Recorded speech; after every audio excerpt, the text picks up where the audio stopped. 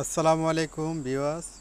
আপনারা যারা ফেন্সি আইটেমের কবুতর পালেন, যেমন লাহোরি, কিং বা বিউটি, হুমা, বিভিন্ন ফেন্সি আইটেমের যে কবুতরগুলা পালেন, খাঁচায় যারা কবুতর পালেন তারা চেষ্টা করবেন যে বাচ্চাগুলো আপনারা বড় করেন, এই বাচ্চাগুলা আপনার 15 থেকে 20 দিন বা 25 দিন বয়সে এগুলাকে 15 থেকে 20 মিনিট সময় রোদে বা বাহিরে দেওয়ার জন্য।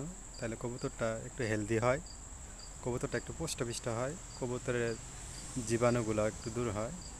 তা আপনারা চেষ্টা করবেন 15 থেকে 20 মিনিট এই কবুতর রোদে দেওয়ার জন্য।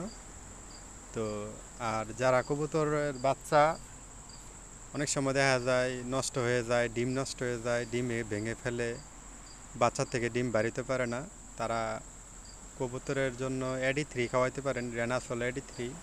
আর অবশ্যই আপনারা কবুতরের গ্রিট খাওয়াবেন সপ্তাহে অন্তত একবার কিংবা দুইবার খাওয়ালে ভালো হয়। যদি তাও যদি না পারেন তাহলে গ্রিট পাওয়া যায় বাজারে, আপনারা গ্রিট খাওয়াইতে পারেন। গ্রিটের সাথে গ্রিট খাওয়াইলে আপনার ডিমের প্রোটেকশনটা ভালো হবে, ডিমও অনেক শক্ত হবে। তো সবাই ভালো থাকবেন। ভিডিওটি ভালো লাগলে সবাই লাইক কমেন্ট করবেন। আসসালামু আলাইকুম।